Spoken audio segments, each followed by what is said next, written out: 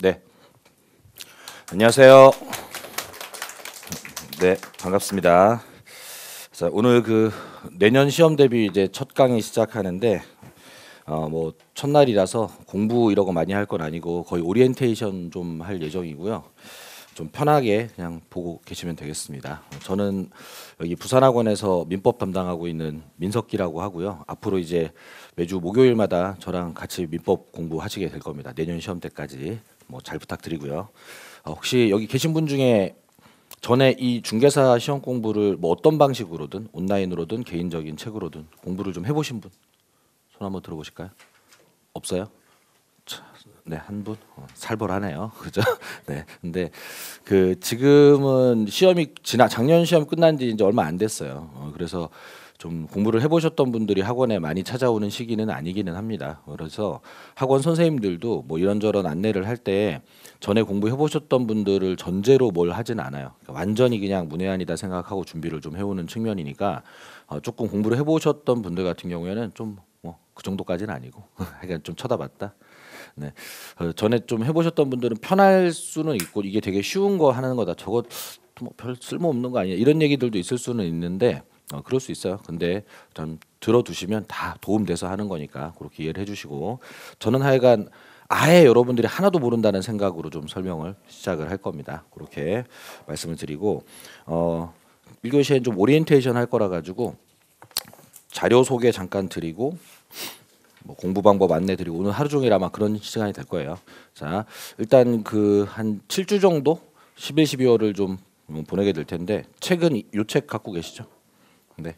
기초입문서라고 되어 있는 이 책. 이 책은 여러분들이 시험 공부하는데 여기 있는 내용을 다 소화를 해도 이걸로 합격이 안 돼요. 이거는 이제 정규 교재가 지금 재본 작업 같은 거 하는 중입니다. 그러니까 올해 시험 본 거를 반영하고 뭐 변형된 거 반영해서 이제 책이 제작 중이라고 생각을 하시면 되고 요거는 그 책이 나오기 전에 그냥 뭐 일반적인 용어나 뭐 이런 체계 같은 거 볼 수 있게 이제 이렇게 임시로 나와 있는 책이니까 이 책은 뭐 마음껏 여러분들이 뭐 활용하셔서 나중에 이제 1월 이후에 새로 수업용 책자가 나오면 뭐 그걸로 공부하시면 되니까 이 책은 뭐 마음껏 편하게 뭐 그렇다고 뭐 라면 받침까지는 좀 싫고 좀 공부하는데 조금 소소하게 활용해 주시면 좋겠고 제가 수업 시간에 프린트를 좀 나눠 드릴 건데 되려 그 11, 12월 달엔 요게 좀 더 중요해요. 매주 드릴 거니까 학원 오시면은 입구에서 요 프린트 좀 챙겨주시면 좋겠고요. 제가 이 프린트를 드리는 용도는 이제 두 가지인데 우리가 시험 공부를 하다 보면 제가 판서 같은 거를 하거나 뭐 그림 같은 거를 이렇게 그려드리는 경우가 있어요. 그럼 이제 여러분들이 그걸 필기를 해야 되는 상황이 좀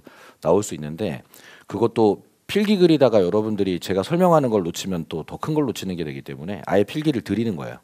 드릴 테니까 그냥 이거 활용해가지고 내려놓고 그냥 집중해서 잘 보시라고 뭐 그런 용도로 프린트가 좀 나가는 게 있고 두 번째는 이 책에 무슨 설명이 있지만 책에 없는 거를 제가 수업할 때가 있어요. 특히 11, 12월 달에 그런 게 좀 많이 있습니다. 자, 이건 이제 뭐 왜 그러는 건지 좀 이따 자세히 설명드릴 건데 자, 여러분들이 배우는 이 시험 범위 공인중개사 시험 범위에서 민법 민사특별법은 전체 민법 분량의 3분의 1도 채 안 돼요. 자, 그러니까 좀 뭐 양이 적은 건 좋은 거긴 한 건데 그 나머지 3분의 2 부분이 있죠. 근데 그 3분의 2 부분이 여러분들 시험에 영향을 좀 줍니다. 어느 정도. 이 민법이 좀 이따 제가 설명은 왜 그런지 알려드리겠지만 유기적으로 돼 있어가지고 다른 과목보다도 특히 앞에 거 뒤에 거가 연결돼 있고 이렇게 막 그런 게 있어서 앞을 모르면 뒤가 안 되고 뒤를 모르면 앞이 안 되고 이렇게 되는 현상들이 좀 있습니다. 그러면은 범위 외적인 걸 모르면 범위 내에 있는 것도 좀 해결이 어려운 이런 상황들이 좀 발생이 되는 게 있는데 그렇다고 시험 범위 외에 있는 거를 제가 여러분들한테 매번 수업할 수는 없잖아요. 그거 범위 내에 있는 것도 많단 말이에요. 그 때문에 이렇게 좀 진도에 관한 여유가 좀 있을 때 차라리 진도 같은 건 좀 포기하더라도 시험에 뭐 나온다 뭐 이런 거는 좀 포기하더라도 시험 범위 외에 있는 것 중에 시험에 가지고 와서 쓸만한 게 있으면은 요럴 때 좀 풍부하게 설명을 해놓고 나중에 이제 완전 시험용 수업이 갈 때는 그런 건 할 시간이 없기 때문에 좀 요럴 때는 좀 그런 보완 작업 이런 걸 좀 먼저 하는 거다 이렇게 생각하시고 그런 내용이 프린트로 들어가 있는 경우가 많아서 11, 12월 달 동안에는 요 프린트에 있는 것만 좀 잘 여러분들이 소화를 하셔도 그래도 성공적인 시기를 보내게 된다. 그 정도로 일단은 알고 계시면 되겠고 이 시험 공부하는 거에 대해서 옛날부터 제 선배들이나 또는 뭐 강사들이나 이런 사람들이 이 항아리에다 물 담는 그런 거에 비유를 해서 얘기를 많이 해요. 자, 그러니까 우리가 어떤 항아리에다가 60점 정도의 물을 담아야지 이제 합격으로 나가는 요런 상황인데 지금 11, 12월 이 상황은 그 항아리를 처음부터 만드는 과정이에요. 항아리를 너무 작게 만들면 거기다 가득 채워도 60점이 안 될 수 있기 때문에 넉넉하게 60점이 찰 수 있게 그리고 단단하게 물이 새지 않게 딱 항아리 틀을 만드는 그런 과정이에요. 그런 과정이니까 자, 거기다 물을 채우는 작업은 없는 거예요. 지금 시험에 나오는 뭔가를 이렇게 채워 넣는 작업은 지금은 없다고 보시면 됩니다. 그리고 대신에 이 시기에 범위 외적인 것도 좀 하고 이렇게 용어들도 충만하게 하고 체계적인 것도 잘 관리를 해갖고 이렇게 공부를 해 놓으면 그 항아리가 단단하고 좀 크게 사이즈 나오게 만들어지는 겁니다. 이렇게 해가지고 자 여러분들이 한 1월 달부터 좀 이렇게 물을 채워 넣기 시작하면 보통 이 수험생들의 항아리는 보통 밑이 빠졌어요. 자, 단기간에 만들어진 항아리라 여기 깨지고 금가고 빵꾸나고가 곳곳에 있습니다. 그래서 물 넣으면 줄줄 새요. 그게 차지 않습니다. 자, 요렇게 되는데 그런 일이 발생되면 그 물 새는 자리를 청테이프 바르고 본드 칠하고 하면서 떼우고 메꾸고 하면서 그렇게 누더기 같은 항아리를 들고 시험장을 가는 거예요. 그렇게 해도 물이 셉니다. 자, 시험 보기 바로 전날 돼도 내 항아리에 물이 줄줄 새고 있어요. 계속 부어도 계속 새고 있어요. 그럼 마지막 순간에 이제 그렇게 물이 줄줄 새는 내 항아리에다가 자, 급격하게 그냥 콱 때려 붓는 거예요. 이렇게. 암기사항을 확 때려 넣어가지고 순간적으로 60점 위에까지 탁 차올랐다가 시험 끝나면 쭉 빠지는 겁니다. 이게 원래 이제 수험생의 메커니즘이에요. 근데 이제 처음에 항아리를 너무 작게 만들었거나 중간에 빵꾸를 청테이프라도 발라놨어야 되는데 그런 거 마저도 해놓지 않으면 뭐 너무 빠지는 속도가 빠르면 여러분들이 마지막에 때려 부어도 그걸 60점을 못 채우고 끝나는 거예요. 그런 거예요 시험이. 근데 이제 어쨌건 물이 새는 거는 새더라도 잘 떼어놓고 잘 만들어 놓으면 마지막에 때려 부었을 때 순간적으로 60점 위로는 갈 수 있다는 거죠. 그죠? 원래 그런 게 시험인 거니까 그러니까 그 과정들을 여러분들이 잘 운영을 하셔야 됩니다. 지금은 지금대로 너무 급하게 생각하지 마시고 범위 외적인 거 좀 하시고 그리고 용어나 체계적인 거 이런 거 좀 잘 하시고 이렇게 공부를 해주시면 되겠다. 자 그리고 앞으로 해야 될 건 많으니까 너무 조급하게 생각하지 마셔라. 이런 얘기 좀 드리고요. 시험 안내차, 오리엔테이션 차 좀 다른 얘기 좀 드려보겠습니다. 자 다른 과목 교수님들이 좀 수업 좀 벌써 하셨죠? 뭐 이런저런 얘기 하셨을 텐데 뭐 저는 제가 필요한 얘기 좀 하겠습니다. 우리 공인중개사 시험에 대해서 뭐 어떤 시험이다 얘기할 때 사람들이 제일 먼저 하는 얘기가 야 그거 절대평가 시험이잖아 이 얘기 많이 하죠. 그죠? 자 절대평가 시험인 거 하고 상대평가 시험인 거 하고 뭐가 더 좋은 거예요? 이 절대평가가 좋은 거죠. 그죠? 자 상대평가를 하게 되면은 1등부터 몇 등까지일지 모르겠지만 석차순으로 뽑게 되기 때문에 옆에 놈을 제껴야 돼요. 지금 이제 잠깐 옆에 분들 돌아보시는데 이게 상대평가면 제일 죽여야 되는 거예요. 자, 그래서 실제로 상대평가 시험장에 그 시험 보는 학원에 가면은 서로 약간 적대적 관계입니다. 제가 심할 때는 제가 고시 공부할 때는 그때는 상대평가였기 때문에 옆에 학생 책을 훔쳐다가 버리는 데도 봤어요. 그러니까 그걸 왜 그러냐? 제일 죽이려고요. 그놈 책을 버려버리면 저놈이 떨어질 것 같아요. 나보다 잘하는 놈 같으면 해코지를 해요. 막. 자, 여러분들 그러면 돼야 안 돼요? 옆에 놈 죽여봤자 나한테 아무 득이 없어요. 그러니까 좀 도와가면서 시기 질투하지 마시고 자, 나는 30점인데 쟤는 60점이다. 저걸 죽여. 이렇게 할 필요가 굳이 없다는 거죠.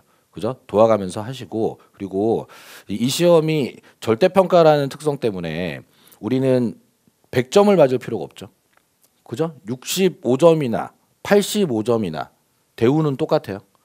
그죠? 85점 받았고 합격했다고 해갖고 여러분들한테 자격증에 별 달아주는 거 없단 말이에요. 자 그러면은 딱 60점 넘을 정도만 공부하시면 되는 거지 여러분들이 다 알아야 되는 게 아니에요. 자 이게 60점이라고 하면은 40문제 중에 24개를 맞으면 60점이에요. 그 정도면은 16문제 틀려도 되는 거네요. 그러니까 제가 여러분들한테 알려드리는 내용조차도 그것조차도 여러분들이 틀려도 되는 영역이 굉장히 많은 겁니다. 그렇기 때문에 60점 이상으로 내가 원하는 결과만 잘 나오게 시험 준비를 하는 게 중요한 거지 알려드리는 걸 전부 다 알아내려고 하거나 특히 책에 있는 거를 다 궁금해하는 건 좋은 게 아니에요. 책에 있는 것 중에 쓸모없는 거 되게 많이 나와요. 그렇게 될 거니까 제가 수업을 하면서 한 세 가지 정도로 크게 나눠 드릴 거예요. 자, 별표 100만 개 무조건 이건 해결을 해라. 이렇게 얘기하는 게 있을 거고. 그거는 아마 매년 나오는 걸 겁니다. 작년에도 나왔고 올해도 나오겠죠, 뭐. 그런 거는 해야 되겠죠. 자, 두 번째. 공부 금지. 그거 X. 빼라. 이렇게도 얘기를 할 거예요. 자, 이럴 때도 표시를 잘 해두셔야 되는데 안 해도 되는 걸 여러분들이 하다가 시간을 뺏기면 해야 될 걸 못 하게 되죠. 그죠? 그러니까 제가 공부 금지라고 말하는 단어는 적극적으로 표시를 해놓고 실수로라도 공부를 하지 않게. 숨어서 공부하면 돼야 안 돼요? 안 돼. 그게 되게 중요한 일이라고 생각을 해주셔야 돼. 자, 그런 단어들은 뭐 필요해서 설명차 써 있기는 하거나 또는 20년 전에 한번 나와서 책에 있기는 하는데 그러면 20년에 한번 나오는 거를 여러분들이 공부를 해서 재수없게 내 시험에 나올까봐를 할 필요가 없지. 재수없게 나오면 어떻게 하면 돼요? 그러니까 틀리고 그냥 버리면 돼. 어차피 100점을 맞자는 게 아니기 때문에. 그래서 제가 공부 금지를 시키는 거예요. 비효율. 자, 근데 한 5년에 한번 나오는 거다. 그러면은 해볼 만은 합니다. 5년에 한번 나오는 건데 한 7년간 소식이 없었어요. 그러면 올해는 나올 때가 되어가는 타이밍이죠. 그죠? 5년에 한번 나오는 건데 작년에 한 5년 만에 나왔어요. 그럼 올해는 한 2, 3년 정도는 쉬어갈 수 있는 타이밍이죠. 여러분들은 어떤 게 그런 상황인지를 모르지만 저는 그런 걸 분석하고 있는 사람이기 때문에 올해가 어떤 게 타이밍이 돌아가는지 타이밍에서 빠지는지를 항상 계산하고 분석하고 있는 사람입니다. 그러니까 그런 부분들은 제가 이거는 올해는 타이밍이 됐으니까 작년보다는 한 번 더 알려줘야 되겠다. 더 강조를 해야 되겠다. 올해는 이건 좀 쉬어가는 거니까 적당히 설명하고 좀 빼야 되겠다. 그건 제가 조절합니다. 제가 조절하는 거니까 그건 저한테 좀 맡기시면 되겠고 그렇게 한 세 가지 정도로 알려드릴 텐데 자 100% 나올 것 같다. 그래서 무조건 해야 된다라고 알려드리는 것조차도 여러분들이 뺄 수 있다는 걸 생각은 하고 계시라고요. 왜? 이거 60점 맞으면 되는 시험이라서 나오는 걸 알면서도 버려지는 부분을 여러분들이 선택을 할 수는 있는 거예요. 자, 이게 이제 왜 그런 건지에 대한 좀 이해를 잠깐 한 두세 가지로 좀 잠깐 해보겠습니다. 자, 우리 시험이 절대평가 60점 넘으면 되는 것도 있지만 과락제도 있는 건 아시죠? 40점 밑에 과목 나오면 낙제예요. 그러면 40점은 넘으면서 평균이 60점이 나와야 되고 그리고 우리는 이제 이 1차하고 2차가 이제 분리평가를 좀 하기 때문에 2차 과목 점수를 1차에 빌려줄 수는 없어요. 근데 1차 과목끼리는 점수를 좀 꽂아가지고 그거를 합산해서 평균을 60을 만들기만 하면 되죠. 그죠? 자, 그러면은 1차 과목에서는 80점이 만점인 개념이 생깁니다. 자, 그럼 여기서부터 잠깐 해볼게요. 자, 60점 맞으면은 합격이긴 하죠. 1차. 2차 얘기 뭐 제가 하진 않겠습니다. 자, 부동산 학계론 60점, 민법 60점 하면은 평균 60점, 과락 없고 합격이죠. 자, 근데 나는 민법 너무 재미없어. 학계론 너무 좋아. 그래서 학계론에 치중했어요. 80점 맞으면 민법은 40점만 맞아도 평균 60에 과락 없고 합격되죠. 그죠? 근데 난 민법 더럽게 재미없어. 나 학계론만 할 거야. 자, 90점, 30점 이렇게 맞으면은 평균 60점은 됐는데 이거 합격돼야 안 돼요? 이거 합격 안 돼요. 왜? 낙제. 그죠? 자, 민법에서 과락 맞으면 평균이 60이 더 넘어도 합격이 안 되는 거란 말이에요. 그러면은 자, 어느 한 과목에서 내가 몇 점까지가 필요하냐고 생각했을 때 최대 몇 점이 최고 점수다? 80점. 자, 반대쪽 과목에서 40점은 방어를 해야 되는 게 의무이기 때문에 그러면 또 다른 반대쪽에서는 80점 이상의 점수가 필요가 없다. 2차 과목은 이제 세 과목 형태로 편성이 돼 있기 때문에 100점을 맞으면 이쪽에 20점 저쪽에 20점 줄 수 있어요.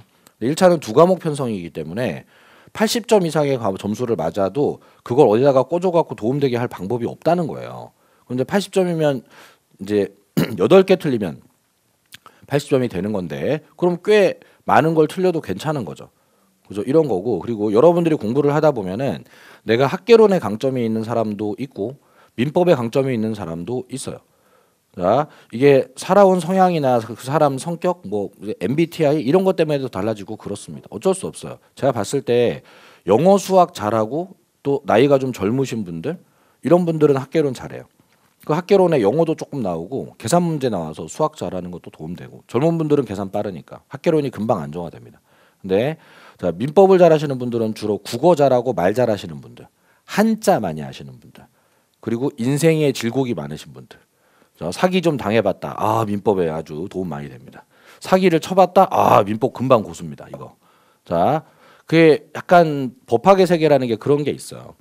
근데 그 양쪽을 다 가진 사람이 그렇게 많지는 않단 말이에요. 여러분들이 이제 해보셔야 되겠지만은 내가 민법 쪽이 편한 사람이 있고 이제 개론 쪽이 좀 편한 사람이 있을 거라 가지고 60-60으로 전략을 세우기가 좀 어렵다는 겁니다. 그러면은 내가 잘하는 과목에서는 조금 더 점수를 뽑아낼 궁리를 하고 내가 못하는 과목에서는 수비만 해주면 됩니다. 그래서 제일 좀 약간 일반적인 전략이라고 하면 대략 뭐 한 75, 55 이런 정도 전략이면 좋습니다. 내가 잘하는 과목에서는 거의 만점에 해당하는 80점에 육박할 정도로 최선을 다해 주는 거예요. 자, 그까지는 못 가더라도. 그리고 취약한 과목에서는 60점이 안 돼도 괜찮아요. 대신에 50점 언저리에 수성은 해야 돼요. 약간 방어는 해야 됩니다. 그래서 합산해서 딱 60점이 아니라 한 5점, 10점 정도의 여유를 남길 수 있는 그런 정도의 공부량 배분을 해 주시면 돼요. 그러다 보면은 내가 만약에 취약 과목이 민법이라서 나는 개론 쪽에서 점수를 이미 뽑고 있다. 그런 상황이면 100% 나온다라고 하는 그 문제에서도 살짝 나는 이 과목이 전략 과목이 아니기 때문에 한두 개 정도는 어려운 거 한두 개 정도는 제끼고 가겠다. 나오는 줄 안다고 하지만 난 전략적으로 이걸 빼고도 개론에서 점수 받아오면 된다. 이런 전략 충분히 세울 수가 있는 거지. 그죠? 그거 여러분들이 뭐 다 해야 되는 그런 상황이 아니라는 걸 이해하고 계시라는 겁니다. 그렇게 해서 좀 약간 조율을 하면 된다. 이런 거고 또 한 가지는 제가 수업하는 걸 여러분들이 만약에 100% 소화를 했다. 1년간. 그러면은 한 80에서 85 정도 맞을 수 있을 것 같아요. 제 생각에는. 100점은 맞게 가르치지 않습니다. 자, 근데 올해는 100점 맞고 온 학생이 있어요. 그 가르치지도 않았는데 어떻게 해왔는지 전 잘 모르겠습니다만 객관식이라 찍어서 맞아온 것 같기도 하고 뭐 하여간 저는 애초에 90점 이상의 점수를 설계하지도 않았어요. 그런 걸 준비하지 않았는데 그렇게 해오는 학생이 있어요. 자, 그러면 야 70 좀 내가 전략 과목이 민법일 때에도 70, 75 정도면 충분한데 왜 너는 그러면 80, 85를 가르쳐서 나한테 부담을 좀 주느냐 뭐 이런 생각 하시는 분이 있을 수 있는데 그거는 여러분들이 제가 어떤 행동하고 있는지를 좀 이해를 하셔야 여러분들 공부 방향도 설계를 좀 할 수 있는 게 저는 여기 계신 모든 분들이 잘할 때는 민법 75 정도를 끌고 갈 수 있게 해야 될 숙제를 갖고 있는 사람이에요. 민법이 전략 과목이 돼야 될 사람들도 있으니까. 그죠? 자, 그러면 자, 민법 안에서도 어느 단어는 누가 좀 잘하고 어느 단어는 누가 좀 잘하는 이런 게 또 나눠집니다. 이게. 민법 개론도 다르지만 민법 안에서도 그래요.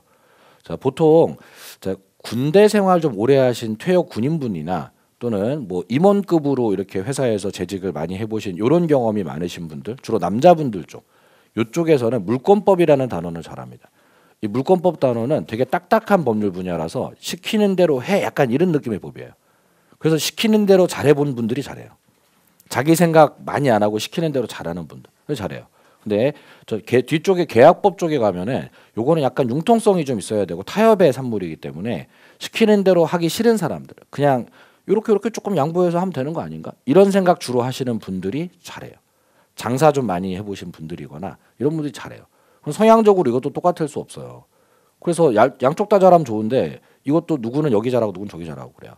그러면은 제 입장에서는 자, 이쪽 분단 분들은 앞쪽 단원을 잘하고 뒤쪽을 좀 잘 못하는 사람들이고 이쪽 분단 분들은 뒤쪽을 잘하고 앞쪽을 못하는 분들이 내 교실에 다 있어요.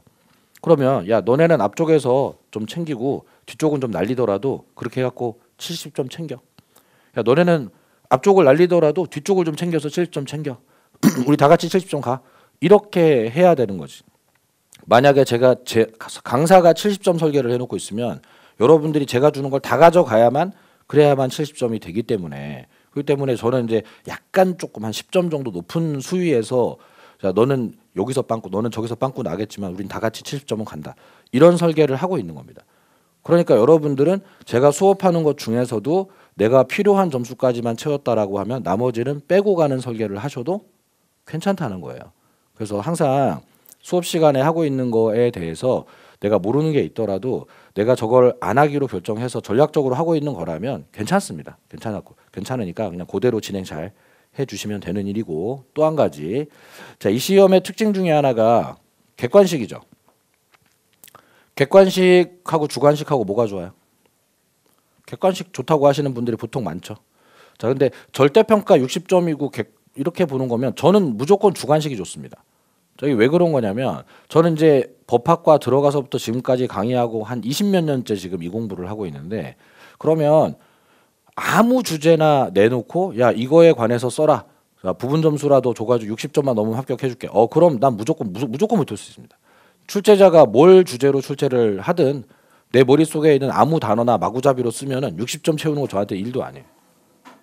그러니까 시험 주제가 뭔지 상관없어 저한테. 근데 저한테도 객관식은 두려운 거예요. 왜? 저거는 정답이 하나밖에 없어요. 그러니까 나도 실수하면 정답 비껴갈 수 있고 그러다가 60점 못 채울 수 있고 부분 점수라는 건 없습니다. 저거는. 그렇죠? 여러분들이 객관식을 좋아하는 이유가 뭐예요? 거기다가 백지를 낼 일은 없잖아요. 그죠? 뭐 2번이든 3번이든 찍을 수 있다는 거지. 그죠? 근데 생각해 보면 그렇게 내가 편안하게 찍을 수 있다는 게 중요한 게 아니라 60을 넘기가 편한가가 중요한 거잖아요. 그죠? 근데 객관식은 60을 넘는 게 그렇게 편안한 건 아닙니다, 사실은. 그 공부하는 방법이 달라요. 자, 주관식 공부를 할 때에는 얕은 지식이라도 많이 하는 게 중요합니다. 그래야지 많이 쓰고 부분 점수라도 받아요. 그죠? 근데 객관식 공부를 할 때에는 그렇게 흐리멍텅한 지식은 아무리 많아도 소용이 없어요. 어차피 정답은 하나밖에 없기 때문에 좀 많이 버리고 날리고 하더라도 정확한 지식이 필요합니다.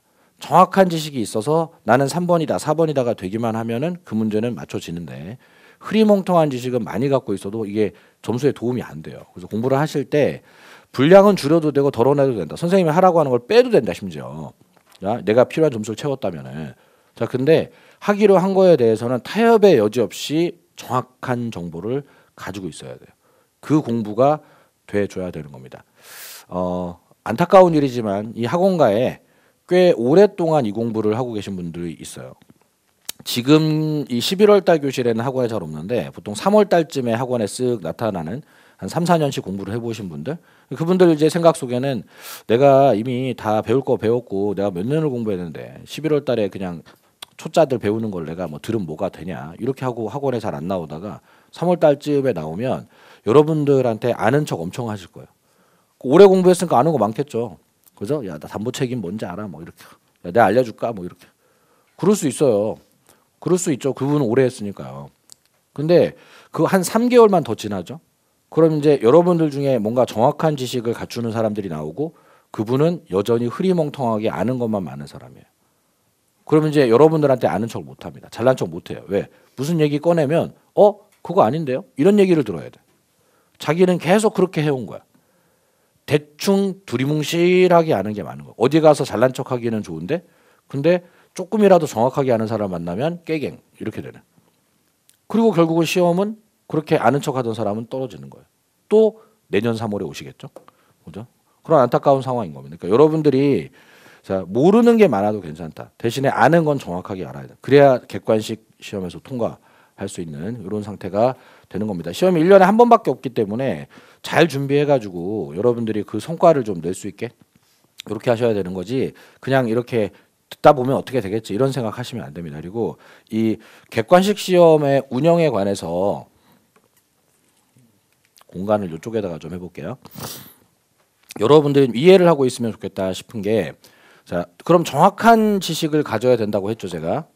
그럼 정확한 지식이란 어떤 건지에 대해서 생각해 보면 객관식은 1번, 2번, 3번, 4번, 5번 중에 정답이 하나 있는 그런 거죠.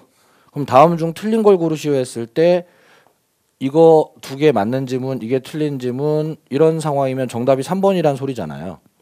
그죠? 자, 그럼 내가 문제를 풀려고 하는데 이거 몰라. 뭔지 모르겠어 다 모르겠는데 이게 X인 거는 자신 있어요. 어디가 어떻게 틀렸는지도 알고 옛날에 똑같은 X 지문이 기출문제에 있었던 걸 내가 선명하게 기억하고 있어. 그 똑같은 자리에 X가 났어. 그러면 삼각형이 4개가 있어도 나는 이 문제를 맞춘다 못 맞춘다? 맞춘다. 그죠? 그러니까 많은 지식이 아니라 정확한 지식 하나만 있으면 되고 정말 재수가 좋다면 40문제가 전부 다 정답만 내가 알아. 나머지 다 삼각형. 그러면 딱 40개의 문장으로도 100점이 나올 수 있는 그런 환경이 돼 있는 거죠. 이건 무조건 맞추는 문제예요. 자, 이렇게 선명한 지식이 필요하다는 거예요. 또 이건 이제 100% 맞추는 문제입니다. 이런 스타일은. 또 자, 나 이거 자신 있게 맞는 문장인 걸 알고 있어. 근데 이 지문은 정답이지만 나는 처음 보는 지문이야. 근데 나머지가 전부 다 확실하게 맞는 지문이라고 자신이 있어. 그럼 답은 몇 번에 쓰게 돼요? 3번에 쓰게 되겠죠. 자, 이거 정확한 지식이죠. 첫 번째 방법보다는 조금 불편해요. 여러 개를 평가해야 되고 정답 자체가 확신을 가지고 찍을 수 있는 상황 아니기 때문에 조금 더 시간도 걸리고 불편은 하지만 어쨌건 정답은 반드시 맞출 수 있는 방법입니다. 이게 정확한 지식이에요. 이게. 그죠? 정답 이외의 지문에 대해서 확실하게 자신이 있거나 정답 지문에 대해서 확실하게 자신이 있거나 그래서 이렇게 정확한 지식을 갖고 있으면 어쨌건 답이 100% 등장을 한단 말이에요. 그러니까 이런 게 얼마나 있으면 합격으로 가는 거냐. 자, 60점 맞으려면 24개 필요하죠. 그러면 자, 이런 식으로 할 수 있는 문제가 24개면 합격이냐? 아닙니다. 자, 24개보다 덜 맞아도 돼요. 왜 그런지 볼게요. 자, 내가 100% 정답을 찾은 문제가 24문제면 그럼 나머지 16문제는 답 안 쓸 거예요? 답 쓸 거잖아. 그죠? 뭐 3, 4, 5, 1, 2도 뭐 3번에 자대고 끝은 할 거 아니에요. 그러면은 나머지 16문제 중에 한두 개만 맞아도 지금 60점 위로 자꾸 가죠. 그죠? 그러면은 요거를 24개까지 맞을 필요가 없네. 조금 더 적게 맞아도 그렇게 해가지고 또 맞는 게 생기겠네요. 그러면 이렇게 생각을 해볼까요? 이 24개가 아니라 이런 방법으로 내가 20개를 맞았다. 그럼 이제 4개가 더 필요하죠. 근데 오지선다의 특성상 그냥 3번에 자대고 쫙 그으면 몇 개나 맞을까요? 확률이 작용하겠죠. 이 확률에 대한 이해를 하고 있어야 됩니다. 자, 오지선다니까 3번에 랜덤하게 자대고 쫙 그으면 그중에 3번이 답으로 걸리는 게 확률적으로 20%에 걸려들 거예요. 그죠? 그러면은 20개는 100% 맞췄고 20개는 20% 확률로 맞추면 그러면 4개를 맞게 되는 거예요. 그러면 합산 24개로 60점 합격이 됩니다. 그러니까 여러분들이 20개만 심지어 절반 정도를 그냥 3번에 끄어버리고 확실하게 나는 이거 3번 저거 4번 할 수 있는 문제가 딱 절반만 나오면 그러면 떨어질 수가 없는 시험이에요. 이게 굉장히 많이 버려도 되는 시험이에요. 그리고 여기서 더 확률을 계산을 해보면 이렇습니다. 자, 그러면 조금 더 안전하게 할 수 있는 방법이 없냐? 자, 이렇게 생각을 해봅니다. 내가 이거 2개는 알겠는데 삼각형이 2개가 발생됐어요. 이렇게 됐어요. 이러면은 100% 맞출 수 있는 상황은 아니죠. 몇 %예요? 이거 50%로 맞추는 상황이잖아요. 2개 중에 하나 찍는 상황이잖아요. 그죠? 자, 여러분들 학교 다니면서 시험 보거나 객관식 이렇게 해봤을 때 2개 중에 하나 남아서 찍는 일 많이 해봤죠? 그러면 주로 나는 맞아요, 틀려요? 응? 재수가 없을라니까 나는 맨날 이거 찍으면 다 틀리죠, 그죠? 근데 여러분들 주위에 그 누구도 나는 2개 중에 하나 찍으면 기가 막히게 맞더라. 나 재수가 좀 이런 사람 있던가요? 내 눈에만 보이지 자기가 그렇게 말하고 다니는 사람 잘 없을걸요. 보통 나는 재수가 없다 그러지. 근데 그거 사실 한두 문제에서는 둘 다 맞거나 둘 다 틀리는 일이 생기지만 100문제, 1000문제로 점점 수량을 늘려서 통계를 확보를 하면 1%도 오차 없이 50%에 수렴합니다. 통계라는 건 그 정도로 신뢰도가 높아요. 그럼 여러분들은 왜 나만 재수가 없다고 기억하고 있는 거냐? 자, 여러분들이 과연 2개 중에 하나 남아갖고 찍어가지고 맞춤 문제는 없었나요? 나는 매번 틀린다고 말하지만 맞춤 문제도 있었겠죠. 그러니까 여기서 여러분들이 객관화가 좀 잘 돼야 됩니다. 자, 여러분들은 사실 삶의 이런 순간에 한두 번도 아니었을 테고요. 그러면은 그걸 다 모으면 50% 확률로 맞추고 있었던 건데 근데 그걸 틀렸던 경우에는 내가 가슴이 아프고 그렇기 때문에 그게 마음속에 남아서 나는 맨날 틀린다고 기억하고 있지만 사실은 맞췄던 경우들도 있어요. 거의 50% 확률로. 근데 사람들이 이러다가 하나를 골라갖고 찍어서 맞으면 찍어서 맞았다고 생각을 안 하고 내가 실력으로 이겨냈다고 생각을 하고 있어요. 응? 그게 내 실력이었다고 생각하고 있어. 그러니까 기억에서 사라져버린 거야.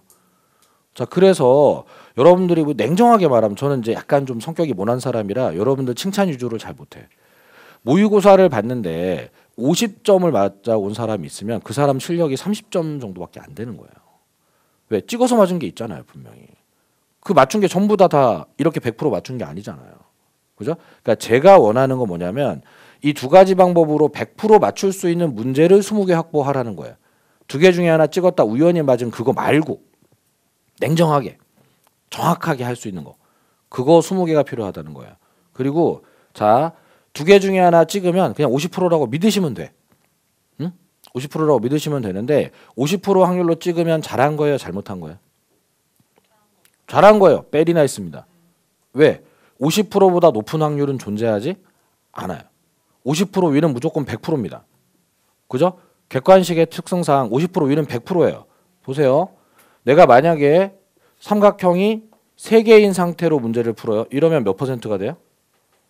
33%. 내가 만약에 삼각형이 4개인 상태에서 문제를 풀어요. 그러면 25%. 삼각형이 5개면 안 읽은 거랑 똑같지 그거는. 그죠? 자, 그러면 찍어서 맞추는 문제에서는 20%, 25%, 33%, 50%가 있지 70%라는 확률은 존재하지 않는 겁니다. 자, 커트라인 60점인 이유가 이거예요. 너 찍어갖고 맞추는 그 길은 갈 수가 없다는 겁니다. 하나라도 정확하게 100%를 맞추는 문제가 나와야지 붙을 수 있게끔 설계가 되어 있는 거예요. 이게. 자, 그러면 여러분들이 무려 찍어서 맞추는 유형 중에 가장 높은 확률로 찍고 있는 거니까 그건 잘한 거예요. 베리 나이스 상황입니다. 자, 근데 2개 중에 하나가 남으면 보통 학생들이 짜증을 낸다고. 그리고 자기가 합리적인 판단을 잘 못해요. 전 여러분들 이걸 알고 계시기를 바랍니다. 우리가 1차적으로 시험 공부를 하면서 신경 써야 되는 건 이겁니다. 이 2가지 방법을 통해서 100% 내가 자신 있게 저거는 누가 뭐라고 해도 맞췄다라고 할 수 있는 게 한 20문제 정도가 필요해요. 이러면 안전합니다. 사실 15문제만 돼도 합격은 되긴 하는데 근데 이 정도면은 안전해요. 그럼 이제 나머지 문제들, 나머지 20문제는 확률 싸움이 되게 될 텐데 자, 전부 다 요런 형태로 50% 형태로 2개 중에 하나까지만 쫓아오시면 그러면 20문제가 50%로 작용하면서 10개를 맞게 될 테고 그러면 맞춰놓은 거 20개 찍어서 맞은 거 10개 합산 30개 그럼 무려 75점. 그죠? 우리가 필요한 거 다 채우는 거예요. 그러니까 20개의 정확한 정답만 찾을 수 있으면 여러분들이 바라고 희망하는 해당 과목에서 거의 최고점에 육박하는 그 점수를 받을 수가 있는 거라고. 그러니까 여러분들이 책에 있는 걸 다 가질 필요가 없는 거지. 그리고 나머지는 확률 싸움만 해주면 되는 거죠. 그리고 확률이 조금 더 높은 쪽에서 작용하게만 해주면 되는 거야. 그죠? 자, 읽지도 않고 풀면 20%가 되겠죠. 어쩔 수 없잖아요, 그거는. 그리고 하나라도 지우고 풀면 25%가 되는 거고요.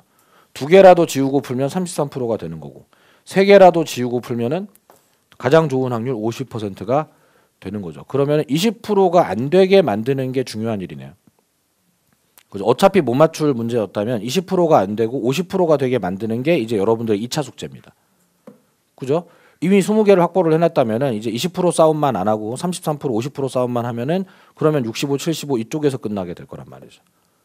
그러면 성의 있게 하나씩이라도 지울 수 있게 이렇게 해놓으면 되는 건데 보통 이건 시험장에 많이 드나들어 본 사람들만 아는 건데 2개 중에 하나를 찍어야 되는 문제를 한 10번, 15번쯤에서 만나요. 그러면 학생들이 이제 이걸 풀었는데 삼각형 2개 남았죠. 그러면 저같이 숙련된 수험생 생활을 해본 사람들은 좋은 싸움이었다. 베리 나이스. 다음 문제로. 자, 이렇게 행동하는데 근데 보통 수험생들은 다시 이걸 읽어봅니다. 천천히. 읽어서 3번인지 4번인지를 결정을 좀 하고 가기를 바래요. 왜? 100%로 만들고 싶은 거죠. 그죠? 자, 그리고 다음 문제를 또 갔더니 또 이런 걸 만나요. 삼각형 2개짜리, 또 3개짜리 또 만나요. 그러면 또 그 짓을 합니다. 또 그 짓을 하다가 갑자기 5분 남았습니다. 그럼 왜 막 이렇게 돼요. 그리고 막 15문제 풀지도 못했어. 그럼 그제사 뭐 읽지도 않고 막 풀면서 뭐 3번 갔다 4번 갔다 결국은 하나도 못 읽고 3문제 정도 그냥 쭉 찍고 내는 거지. 이 사고를 굉장히 많이 당합니다. 자, 그러면 그 마지막에 읽지도 못하고 쭉 찍고 낸 그 문제는 20% 확률로 찍은 상황이 나오게 된 거고 한두 지문만 읽고 푸는 거는 엄청난 위험성을 가지고 문제를 풀고 있는 게 되는 거죠. 이 얼마나 비합리적인 짓이에요. 근데 그럼 사람들이 요런 행동 하지 말고 삼각형 2개 나왔을 때 할 만큼 했으니까 다음 문제를 하러 가야 되는데 그래서 선생님들이 얘기를 많이 해요. 버려라. 자, 못 풀겠는 문제 버리고 그냥 패스해라. 이런 얘기를 많이 해줍니다. 많이 해주는데 사실 여러분들한테 그 얘기를 하고 있는 선생님도 시험장에 집어넣으면 못 버려요. 제가 그거 많이 봤습니다. 제가 선배 강사분들이 그런 얘기 막 하고 다녀요. 진리인 것처럼. 근데 그 형님들 실제 시험장에서 나온 시험지를 풀어보시라고 맡겨놓으면 그러고 있어요. 그래서 옆에서 보고 있다. 형 버리래매. 버리래매. 왜 못 지나가는데. 아 이거 좀 조금만 더 보면 알 수 있어. 아 보지 말고 버리라며. 이런 거예요. 자 이거는 말론 누구나 할 수 있죠. 어려운 문제 나오면 버려라. 너는 절대평가 시험을 보고 있고 그렇기 때문에 높은 확률로 찍으면 누구나 할 수 있죠. 근데 자 모든 선생님을 통틀어서 이 중개사업계 강의하는 모든 선생님을 통틀어서 실제로 시험장에서 수험생 생활을 제일 많이 해본 사람이 아마 저일 거예요. 제가 머리가 좀 나빠가지고 사법시험을 12년이나 봤어요. 이 업계에서 사법시험 공부 12년 한 사람이 한 명도 없어요. 그리고 제가 집이 좀 어렵다 보니까 사법시험만 본 게 아니에요. 뭐 법원행정고시, 입법고시, 외무고시 뭐 이런 거를 하여간 날짜만 맞으면 다 보러 들어가고 1년에 국가공인시험만 10대 개를 보러 다녔어요. 뭐 소방관 시험도 보러 다닌 적 있어요. 가지가지 1년에 고사장을 수십 개씩 드나드는 그런 사람, 모의고사까지 따지면 OMR 카드를 산처럼 쌓을 수 있는 그런 사람. 이렇게 해본 사람은 이 현상이 왜 벌어지는지 압니다. 공포, 두려움이에요. 두 개 중에 하나가 남았을 때 이걸 100%로 만들지 않고 그냥 지나가 버리면, 그리고 또 다음 문제 또 두 개 중에 하나, 세 개 중에 하나 나왔을 때 이게 두세 문제가 반복되다 보면 굉장한 공포가 옵니다. 나 떨어지는구나. 응? 시험이 어렵다. 굉장한 공포가 옵니다. 그러니까 어쨌건 여기서 해결을 하고 가야만 내가 붙었을 것 같은 그 공포, 그 공포감을 이겨내지 못하는 거기 때문에 머릿속으로선 지나가라고 하고 있는데도 한 세 문제만 연속으로 그런 상황이 닥치면 못 지나가 이제. 이러다가 나 망할 것 같은데? 그 공포를 이겨내는 게 선생님들조차도 힘든 거예요. 그래서 여러분들이 저는 조금 더 합리적인 생각으로 이 공포를 이겨내시기를 바라는 겁니다. 그건 분명히 공포스러운 일이고 저에게도 쉽지 않은 일입니다. 근데 고사장을 수없이 들어본 제 입장에서는 그거보다 더 큰 공포가 있어요. 이 확률의 공포.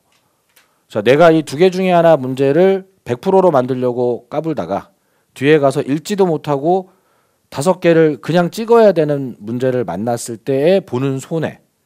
그 일이 벌어질까 봐 두려운 거예요. 예? 만약 그 읽지도 못하고 3번을 찍어버린 그 문제가 읽기만 하면 100%가 될 수 있는 그 문제였으면 난 어떻게 하지? 엄청난 손해를 본 건데. 그죠? 여러분들은 이런 상황을 많이 겪어보진 않은 거예요. 두 개 중에 하나를 찍어야 되는 상황에는 노출이 많이 돼 있어서 그 공포감이 학습돼 있지만 시간이 부족해서 읽지도 못하고 답안지를 냈다가 하나 차이로 떨어지는 이 경험을 저는 수없이 해봤는데 여러분들은 그걸 해보지 않은 거예요. 엄청난 공포입니다. 내가 이런 바보 같은 짓을 했다니. 엄청난 후회를 남기는 거예요. 그러니까 두 개 중에 하나가 딱 남았을 때 제 머릿속에 첫 번째 들어오는 생각은 이게 답이 뭔지를 결정해야 되겠다라는 생각보다 이러다가 끝까지 못 가면 난 이 시험을 망친다라는 두려움이 먼저 다가오는 거예요. 그러니까 야 50%면 베리 나이스야. 확률로는 최고 확률까지 왔어. 그러면은 뒤에서 20%짜리를 30%로 만드는 작업을 하러 빨리 가야 돼. 지금 내가 급해. 그리고 끝에까지 가서 다 이런 확률 싸움을 한 다음에 시간이 남으면 그때 50%짜리를 100%로 30%짜리를 50%로 만드는 작업은 그때 해야지. 최초의 정비 작업도 안 됐는데 여기서 욕심부터 내고 있으면 어떡해. 이 합리적인 판단을 시험장에서 할 수 있게 되는 거예요. 수많은 경험이 그걸 할 수 있는 용기를 주는 겁니다. 여러분들한테 제가 이렇게 얘기를 하지만 여러분들 모의고사 보세요. 똑같이 붙잡고 앉아가지고 막 손톱 뜯고 이렇게 할 거예요. 하지 말라 했는데. 그런다니까. 그 공포가 굉장히 크다고요. 그래서 전 여러분들이 모의고사를 좀 자주 보시기를 바랍니다. 모의고사를 좀 자주 보셔서 용기를 얻어야 돼요. 자, 공부만 하는 게 아니에요. 우리는 수험생이지 학자가 아니기 때문에 많은 걸 버려도 되고 고사본부가 원하는 60점이라는 커트라인만 넘어서는 전략을 잘 세우면 되는 거지. 여러분들이 많이 알 필요도 없지만 또 기술적으로 내가 용기가 필요하다면 용기를, 체력이 필요하다면 체력을 준비하는 것도 시험 공부의 일환인 것이지. 자, 몸을 갈아 넣고 쓰러져 가면서 지식만 채운다고 그렇게 되는 게 아닌 거란 말이에요, 이게. 그렇기 때문에 자, 전략적으로 60점을 잘 넘어갈 수 있는 선택을 잘 하시기를 바랍니다. 이 부분을 잘 이해하신 분들은 양을 덜어내고 내가 필요한 것만 편하게 공부하고 뭐 한 안정적으로 한 75점 합격하고 틀린 거는 뭐 그렇게 냅두고 이렇게 할 수 있어지는 거예요. 자, 그거 잘 관리해 주시기 바라고. 1년 스케줄 안내 참 간단하게 드립니다. 우리는 현재 11월 달에 있죠. 시험이 끝난 지 얼마 안 됐어요. 10월 마지막 주 토요일 날이 항상 시험이기 때문에 이제 뭐 2, 3주 정도 휴가 저도 하고 지금 새로운 과정 시작하는 건데 이 소위 기초입문 과정 요 11, 12월 달 동안 우리는 진도 같은 건 거의 포기하고 체계적인 부분하고 용어적인 부분만 좀 해결을 할 겁니다.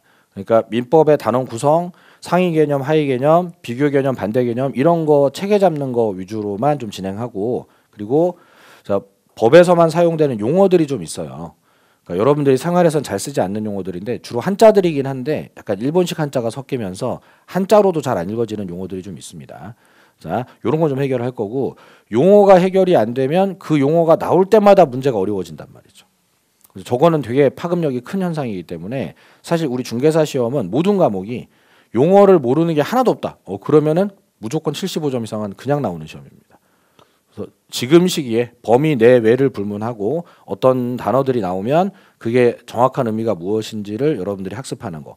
이게 얼마나 잘 돼 있느냐가 그 항아리가 얼마나 크고 단단하게 만들어지느냐를 결정하는 그런 과정이 되는 거니까 자, 시험에 나오는 거 욕심내지 마시고 체계와 용어를 잡는 데 신경을 좀 써주시면 좋습니다. 자, 그리고 1월 달부터 시작되는 과정이 일종의 정규 학습 과정이라고 생각을 하시면 되는데 근데 자, 기본 과정과 심화 과정으로 돌아가요. 요거는 이제 날짜는 조금씩 뭐 주간반, 야간반 뭐 이런 부분 좀 다를 수 있고 이렇게 뭐 다른데 근데 대략 뭐 한 뭐 10주 정도, 10주 정도 이렇게 돌아간다 생각하시면 됩니다. 이론 과정이 이제 두 개로 돌아간다는 거예요. 기본 과정, 심화 과정. 자, 기본 과정은 주로 이론 조문 위주로 할 거고요. 이론이라면 이제 학자들이 뭐 이런 연구해 놓은 그런 내용이랑 조문이라 그러면 국가에서 만들어 놓은 법전의 제1조, 제2조 하는 이런 거예요. 심화 과정은 판례, 사례 위주로 할 거고 그리고 이때쯤 특강 같은 게 하나 있습니다. 3월에서 5월 그 사이에 이제 주말 특강 같은 게 하나 있어서 이제 그동안 공부를 좀 했는데 뭐가 미진한 거 있으면 이제 약간 정비하고 가는 그런 개념의 특강 같은 게 하나 예정돼 있습니다. 스케줄로 알아주시면 되겠고 제 수업 기준으로는 여기까지가 끝나면 기본 심화가 끝나면 그러면 시험에 필요한 거는 다 가르쳐 놓은 상황이 됩니다. 자, 요 뒤로는 여기까지 배운 걸로 반복만 하지 새로운 걸 가르쳐 주지 않아요. 새로운 거를 하는 부분이 조금 있는데 그건 뭐냐면 그 올해 선고된 판례, 그 올해 개정된 사항 이거 어쩔 수 없이 미리는 못 해요. 이제 시험에 요날 보는 시험에 그 시험 보는 날 기준으로 시행되고 있는 법령, 선고되어 있는 판례가 시험 범위가 돼요. 그러면은 요 5, 6월 달에 선고된 판례도 시험에 나올 수 있단 말이에요. 그거를 3월 달에 수업을 할 수가 없는 상황이란 말이에요. 그래서 그 어쩔 수 없이 그 추가 업데이트 되는 부분들은 9월 달쯤에 시험 거의 직전에 제가 좀 안내를 드릴 수밖에 없는 게 있고 그 외에 이미 나왔던 문제들에 대한 사안은 기본 심화 과정에서 전부 다 소화를 시키고 끝을 내버립니다. 저는 이렇게 하고 나머지는 이제 훈련 과정으로만 이렇게 작용을 하는데 1, 2월, 3, 4, 5월 이렇게 가는 저 과정이 대략 어떤 내용으로 진행이 되느냐 하면 1, 2월 달 뭐 3월 초 정도까지 갈 거예요. 수업한 게 한 요 정도 분량이면은 심화 과정 3월 달, 5월 달 수업은 한 요 정도 스케줄이라고 보시면 됩니다. 그러니까 뭐냐면 겹치는 부분이 있어요. 사실 요게 되게 많습니다. 요 겹치는 부분은 2번 배운다는 소리예요. 중요한 거겠죠. 자, 1, 2월 달에는 이론 조문 위주로 배우고 그걸 똑같은 거를 심화 과정 가면은 조문 판례, 저희 사례 판례로 배우는 거지 내용은 똑같은 거를 배우는 거예요.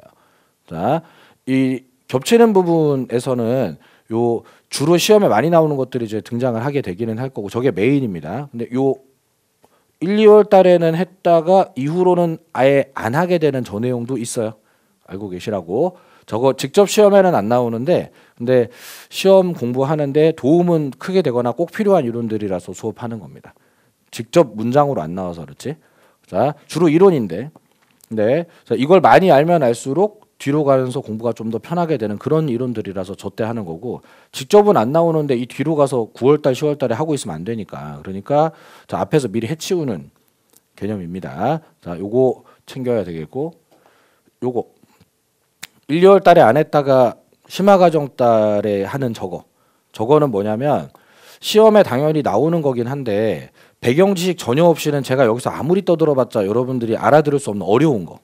그래서 1, 2월 달에 배운 이론 조문을 베이스로 해서 어느 정도의 좀 지식을 가지고서 들어야 알아들을 수 있는 조금 어려운 판례 사례들 이런 거는 요건 심화 과정 때 볼게요 하고 빼놨다가 심화 과정 때 처음 배우는 것들도 있다. 그리고 대략 여기서부터 여기 정도까지의 내용을 가지고 이제 나머지를 뺑뺑이를 계속 돌리는 상황이 되게 되는 겁니다. 이렇게 되는 상황이다. 그럼 여러분들이 뭘 조심하셔야 되냐면은 1월 달부터 5월 달에 심화 과정 끝날 때까지 결석을 좀 안 하시면 좋겠어요.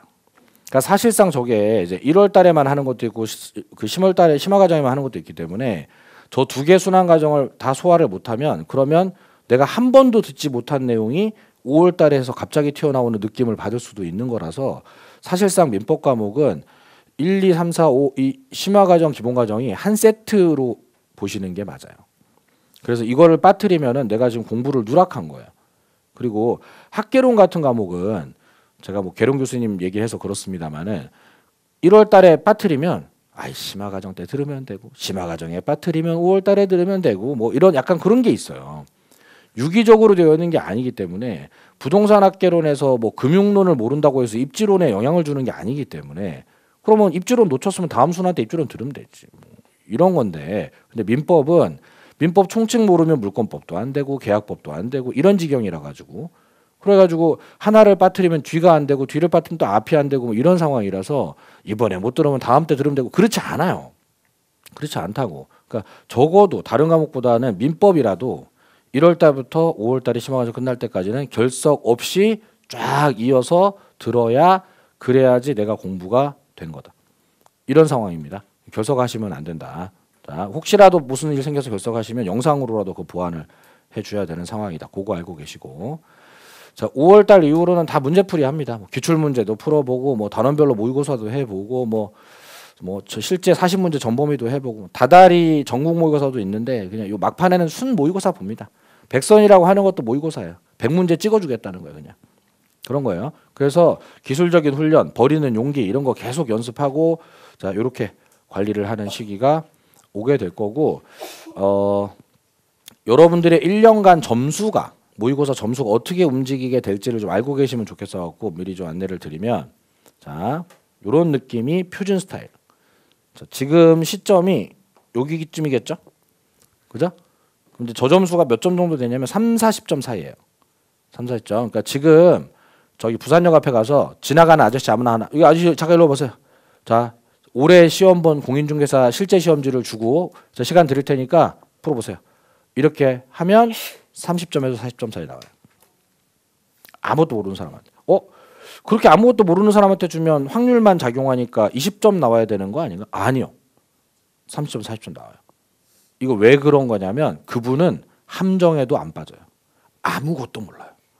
출제자가 열심히 정답은 3번이지만 2번 같지 않아 라고 꼬셨는데 그분은 2번과 3번에 어떤 그런 뭐 이상한 느낌을 하도 안 받습니다. 그냥 다 러시안 말 써 있는 것처럼 보여가지고 그 함정에 안 빠져요. 그리고 자기가 그냥 국어적으로 읽어가지고 순리적으로 알아들을 수 있는 것만 지우는 거예요. 에이 5번은 죽어도 아니지. 이런 것만 하고 있는 거예요. 실제 여러분들 공부 하나도 안 한 상태로 시험지 봐도 알아들을 수 있는 게 있어요. 우리 민법에 많이 나오는 것 중에 자, 임대차 계약이 끝났을 때 보증금 반환과 임차인의 목적물 반환. 그러니까 세입자가 집을 비우는 것과 주인이 보증금을 주는 것은 동시에 이행을 해야 된다. 맞아요, 틀려요?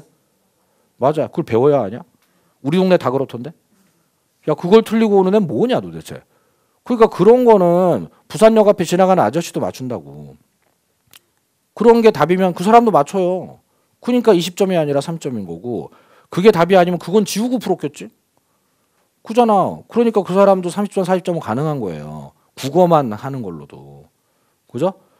그리고 그 사람이 공부를 하면 용어가 생기고 뭐가 생기고 하면서 50점까지는 누구나 갈 수 있습니다. 50점 원저리. 저건 노력만으로도 누구나 갈 수 있어요. 뭔가 조금이라도 학습이 되게 되면 누구나 갈 수 있고 시기만 좀 달라요. 어떤 사람은 2월 달쯤에 50점에 고지에 가는 사람이 있고 어떤 사람은 5월 달에 가는 경우 있는데 누구나 그냥 노력만 하면은 뭐 방법 전략 필요 없이 50점까지는 누구나 갑니다. 근데 저기가 저지선이 있어. 저걸 넘기기가 어려워요. 50점 원저리에서 들쭉날쭉. 그러다가 내리꽂힙니다. 실제로는 쭉 내리꽂는 건 아니고 이렇게 주식처럼 이렇게 움직이긴 하는데 자, 오르기만 할 것 같은 점수가 바닥을 내리꽂아. 어디까지 내리꽂느냐? 15점, 20점까지 내리꽂아요. 심하게는 두 문제 맞고 38문제 다 틀리면 5점. 자, 제주도 좋아. 답을 어떻게 다 피했어. 그러기도 쉽지 않은데. 거기까지 내리꽂은 이게 심지어 한 6개월, 5개월 과정에서 나오는 현상이에요. 그러면 이제 괴롭습니다. 5달, 6달을 공부해야 돼. 내가 15점이라니. 15점이라니. 저 부산역 앞에 지나가는 아저씨만 못하다니. 근데 이거 왜 이런 거냐? 정상적인 수준입니다. 자, 이제 얄팍한 공부가 된 거예요. 그리고 출제자가 정답은 3번이지만 2번에다가 정답 같은 함정을 던지면 이제 나는 얄팍한 지식을 가지고 그럴싸한데 하고 2번을 고르게 돼. 함정 팔 때마다 완전 낚시에 계속 걸리는 거지. 계속 낚시에 낚이는 거야. 아예 모르면 낚시도 안 걸리는데 그거 낚시에 걸리는 수준이에요 지금. 그래서 정답만 기가 막히게 피해가면서 15점, 20점에 내리꽂는 현상이 원래 있어요.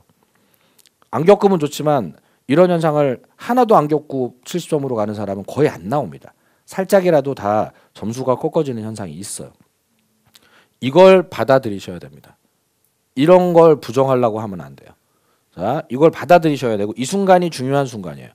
이 순간에 아이씨 안 해. 이래버리거나 이번 모의고사 누가 냈어? 민석이야? 누구야? 죽여볼라 씨. 이런 짓을 하시거나 또는 문제가 뭐 어떻다 저떻다 그러고 쓰레기통에 쳐놓고 술 한잔하고 나 기분 전환하고 다시 시작해. 그게 무슨 기분 전환이에요. 갖다 버린 거지 그냥. 그렇게 하면 저기서 그냥 헤어나지 못하고 늪에 빠지는 거예요. 자, 이런 순간이 뭐냐면 여러분들이 항아리는 다 빚었는데 물을 부어봤더니 쭉 새고 있는 상황인 거예요. 쭉 새고 있는 상황이면 청테이프 발라야지. 청테이프 발라야지. 그 본드라도 칠해봐야지. 큰 구멍 났으면 팔이라도 끼워놓고 있어 봐야 될 거 아니에요. 뭔 짓을 해야 될 거 아니에요. 내가 왜 틀렸는지, 왜 내가 2번이 맞다고 확신을 가지고 풀었는데 왜 3번인 건지를 알아내서 청테이프 발라야 될 거 아니에요. 그렇게 해갖고 나의 잘못된 점을 다듬고 수선하고 하는 게 그게 공부라고요. 앉아갖고 선생님 떠드는 거 구경하는 게 공부가 아니고 책 1000페이지 읽은 뭐에 무슨 말인지 모르는데 응? 그러니까 내가 잘못된 점을 발견하게 해준 모의고사가 고마운 거고 나를 15점으로 떨어뜨린 그 모의고사가 나에게 기회를 준 거고 그 순간에 내가 이걸 딛고 일어날 포인트가 어딘지 떼워야 될 구멍이 여긴지 저긴지 청테이프 요따 발라야 되는지 저따 발라야 되는지를 찾았잖아. 그럼 조치를 취해야지. 그래서 다지고 다시 50점 이상의 점수로 올라오면 이제 이 점수는 한 3개월 놀아도 15점으로 안 떨어집니다. 다지기를 하고 올라왔기 때문에 이건 그냥 딱 굳은 점수가 돼요. 이제 올라갈 길만 남았어요. 다지기를 하고 왔다는 전제로. 근데 저 다지기를 안 하고 오면 다시 50점으로 복귀는 할 수 있지만 다시 또 내리꽂히는 일이 또 생깁니다. 이게. 그래서 이 순간에 잘해야 돼. 이 순간에. 이 순간이 보통 언제쯤 오느냐 한 4, 5월 달쯤 전국 모의고사에서 보통 많이 발생되고 늦으면 뭐 6, 7월에도 생기기는 하는데 자 제일 좋은 건 7월 정도 경에 다지기를 마치고 50점대 정도. 그러니까 7월 달 정도 모의고사에 1차 시험은 어떻게 나오든 난이도가 뭐라고 하든지 간에 50점 언저리의 평균은 내가 낼 수 있다. 그러면 그런 자신감이 들면 그러면 합격이구나. 이렇게 평가를 합니다. 아직 60점 안 됐죠. 하지만 합격이구나라고 저는 생각을 해요. 왜? 아직 2달 남았고요. 그리고 다지기를 하고 왔기 때문에 괜찮다고 보는 거예요. 그래서 여러분들이 이걸 알아야 됩니다. 지금 11월이고 여러분들이 남들보다 조금 일찍 공부를 시작을 했는데 4월 달쯤이 되면 6개월이나 한 거잖아요. 그죠? 그럼 6개월이나 하고 이제 나는 모의고사 보면은 60점쯤 나오겠지? 하고 덤벼요? 몇 점 나와요? 15점. 25점. 그 순간에 이걸 두려움에 떨면 안 돼요. 원래 그런 겁니다. 자, 그리고 3월 달 정도부터 모의고사 일정이 갈 거예요. 전국 모의고사 한 달에 한 번 보는. 그때 모의고사 봐야 돼, 안 봐야 돼? 자꾸 봐야지. 내가 어떻게 엉망진창인지 알아야 될 거 아니에요. 대책 세우지. 그죠? 근데 보통 3월 달에 모의고사 보라고 하면 학생들이 저는요, 선생님 실력이 아직 안 돼가지고요. 이번 달 쉬고 다음 달부터 누가 실력 좋대니? 그죠? 누가 실력 좋대? 그러면 그분은 뭐냐면 옆에 여자는 70점인데 나는 15점 맞는 꼴 나올까봐 짜증나고 못 보겠어요. 이거예요 지금. 마음속의 소리는 그거라고요. 그러니까 15점 맞고 오라고 지금 시켰는데 근데 15점이 보기가 싫대 지금. 뭐한 짓인데 그게. 옆에 여자 이겨갖고 내가 뭔 소득이 있는 것도 아닌데. 그렇잖아. 좀 재수생가 보지 잘 보는 거 보면. 그냥 그렇게 생각하면 되는 거 아니에요. 그죠? 그리고 여러분들이 숨겨도 15점은 언젠간 온다니까. 25점, 15점 온다니까. 그러니까 차라리 빨리 두드려 맞는 게 낫지. 아직 공부가 부족해서 25점인가 보다. 이게 낫지. 자, 내가 60점 맞을 때까지 공부하고 외우고 다듬고 해가지고 자 이제 나는 60점 맞을 수 있겠지 하고 덤비면 15점 이렇게 된다니까. 그러니까 차라리 두드려 맞으면서 빵꾸 때우면서 점수를 개선해 가는 게 현명한 생각이에요. 이게 제가 ENTJ라 그런지 몰라도 자, 현실을 바로 보고 해결책을 찾아가는 방법을 가셔야지 내 감정만 컨트롤하려고 하시면 안 돼. 이거는 그렇잖아요. 그러니까 일찍 보세요. 다 30점 맞을 때 나도 30점 맞으면 드루루합니다. 너도 이렇게 하면서 할 수 있어요. 자, 그러니까 자주 보시고 개선책을 찾아갈 수 있는 기회를 잡으시면 됩니다. 그리고 여러분들이 책 아무리 열심히 보고 동영상 아무리 봐도 실력되면 50점 근처라도 받을 수 있는 실력되면 봐야지 그날은 그냥 오지 않아요. 모의고사 안 보고 훈련 안 한 사람한테 그날이 오지 않는다고요. 그냥 기다리면. 그러니까 보면서 그걸 찾아가야지. 자, 그렇게 하시기를 좀 바라고 5, 6월 달에 35점, 40점 나오더라도 그게 지금 내가 해야 될 숙제가 있는 상황이지 망했다 상황이 아니니까 그거 가지고 너무 우울해하지 않으시면 좋겠습니다. 올해 그러니까 지나간 시즌에 요 부산학원에 제가 되게 이뻐하던 조교가 한 명 있는데 3월 달에 학원에 등록을 했어요. 늦게 시작해갖고 자기 좀 열심히 공부하고 싶다고 학원 뭐 이렇게 일 도와주는 조교도 하고 공부도 하고 그 친구 오늘 아침에도 저기 합격했어요. 합격해가지고 남해에 놀러 가 있다고 선생님 개강 수업 하실 텐데 저는 놀아요 뭐 이러면서 사진 보냈던데 얄밉게. 근데 그 친구 늦게 와서 지금 민법 올해 85점 맞았다던가. 그 친구 점수가 3월 달에 와가지고 7월 달 정도에 한 50점 정도밖에 안 됐었어요. 근데 치열하게 여기서 바닥 다지기를 하고 오더라고. 질문도 자주 찾아오고. 그리고서는 이날 시험 보러 가는 날 불안해요 선생님 어쩌고 저쩌고 뭐 불안하지 뚜껑 까기 전에는. 근데 시험 끝나고 나자마자 전화 왔는데 뭐 85점이래나 90점이래나 뭐 그냥 후루룩 합격하고 나가버렸어. 얼마나 좋게요, 그죠? 그러니까 좀 괴롭고 고통스럽기는 하지만 그렇지만 그거를 하자는 대로 잘 이겨내니까 그렇게 좀 단기간에도 되잖아요. 되는 거란 말이에요. 근데 그 과정을 안 하려고 하면 더 오래 해도 쉽지 않아집니다. 그래서 좀 잘 합리적으로 계획 세우고 필요한 목표에 도달할 수 있도록 계획을 잘 세우시기를 부탁을 좀 드립니다. 자, 그리고 이 얘기를 좀 드리려고 작년에는 오리엔테이션 때 안 하던 얘기인데 좀 아까 주제를 준비를 해봤는데 여러분들 공부를 하다 보면 공부는 이해를 해야지 그거 외우려고 그러면 안 돼. 뭐 이런 얘기 많이 듣죠. 자, 공부를 할 때 이해와 암기 중에 뭐가 더 중요한 건가요? 응? 둘 다 중요한 거지. 그죠? 둘 다 중요한 건데 공부는 이해가 중요한 게 맞아요. 자, 다시 묻습니다. 시험을 볼 때는 이해가 중요한가요? 암기가 중요한가요? 이거는 타협의 여지 없이 암기가 중요합니다. 자, 내가 외우기만 하면 그게 무슨 의미인지 몰라도 답을 낼 수 있고 점수를 주는 게 시험이에요. 그죠? 그런데 학생들이 이해를 해야지 암기를 하면 안 된다는 생각으로 약간 고정관념이 있고 선생님들도 자기 수업이 단순 암기식 수업이 아니라고 말하고 싶으신 건지 자, 암기를 하지 말고 이해를 해야지 이런 얘기를 너무 입에 달고 사시다 보니까 학생들 중에 암기는 허접한 건가? 암기식으로 하면 안 되는 건가? 이런 생각하시는 분들이 있어요. 그리고 이게 무슨 말인지 이해가 안 가요. 이해가 될 때까지 기다릴 거예요. 뭐 알려주세요. 뭐 이런 그냥 외워요. 암기가 좋은 거예요. 시험엔 암기가 맞는 거고요. 암기에 대해서 그렇게 너무 폄하하지 않으시면 좋겠습니다. 그리고 이해가 중요하다라고 말하시는 분들이 뭐가 이해인지 저는 잘 모르시는 것 같아요. 잘 모르시는 것 같아요.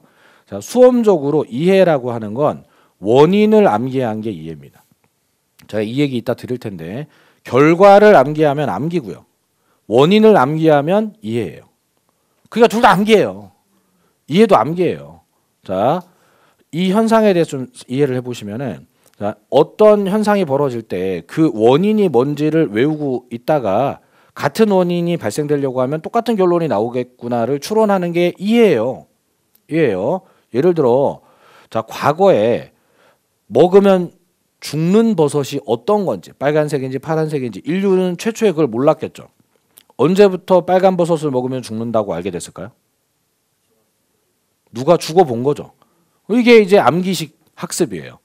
부족 전원이 버섯을 같이 먹었는데 화장실 갔다 온 애 딱 한 명만 살았어. 그러면 나만 안 먹은 게 뭐지? 빨간 버섯. 야, 이거 먹으면 죽는구나. 학습되는 거예요. 결과를 통해서 그 결과치를 보면서 그걸 여러 번 보면서 외워가지고 이거 먹으면 죽는다. 학습하는 거예요. 그리고 이 사람이 적어놓죠. 빨간 버섯 먹으면 죽는다. 그리고 아들 나오면 알려주죠. 야, 빨간 거 먹으면 죽는다. 그럼 얘는 먹어보고 아는 게 아니라 배웠기 때문에 안 먹어보고 죽는 걸 알죠. 교육이고 학습이에요. 좀 더 원인을 찾아가면 이거 왜 죽지?를 연구하는 사람이 있어요. 거기를 분석을 해봤더니 무슨 프로톡신이 들어있어갖고 죽는다. 그러면 혹시 이 톡신 들어간 거 먹으면 다 죽는 거 아니야? 그럼 이 성분 들어가 있는 다른 건 뭐가 있지? 버섯만 있는 게 아니라 저것도 그러네, 요것도 그러네, 요것도 그러네. 그럼 걔네들의 공통점은 뭐지?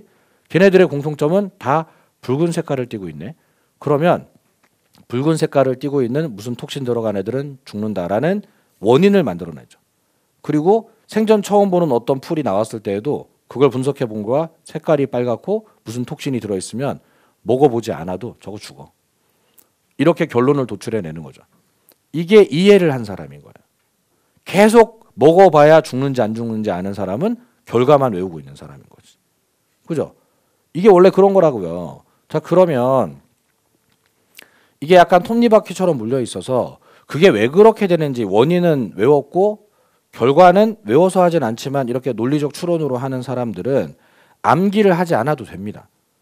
이거 먹으면 죽는다, 저거 먹으면 죽는다 이렇게 외우는 게 아니라 그냥 그런 거 먹으면 죽는다만 해놓고 암기 안 할 수 있어요. 또 암기가 많이 된 사람들은 이유는 모르지만 약초꾼들, 프로톡신 나 그냥 몰라. 근데 이거 먹으면 죽고 저거 먹으면 저거 그게 그러다 보면 공통점이 나오면서 그게 그런 건 죽게 되겠구나. 원리가 생겨요. 그래서 이게 연결돼 있는 거예요. 이게 연결돼 있는 거라고. 별개가 아니에요. 그러니까 암기를 폄하하지 마시라는 겁니다. 암기를 많이 하다 보면 이해가 되는 게 생겨. 단지 이건 수험적으로 봤을 때 이해를 많이 하면 암기를 해야 되는 게 줄어드는 거예요. 그냥. 그래서 초기에 학습하실 때에는 뭘 외우려고 들지 말고 이해를 하려고 하는데 이해를 한다는 공허한 말로 하지 마시고 결과는 안 외워도 되지만 원인을 외우시라고. 그런 결과가 나오는 원인이 뭔지를 외우는 공부를 초기에 해주셔야 돼요. 결과가 뭔지를 자꾸 탐내지 마시고. 그렇게 해놓으면 후반부에 가서 결국 이해하지 못하고 남은 일부가 있겠죠. 그걸 그냥 외워주시면 돼. 시험을 볼 건데 무슨 이해 타령을 언제까지 할 거야. 1년 내내 이해가 안 된 걸 그럼 마지막까지 또 이해 타령을 해.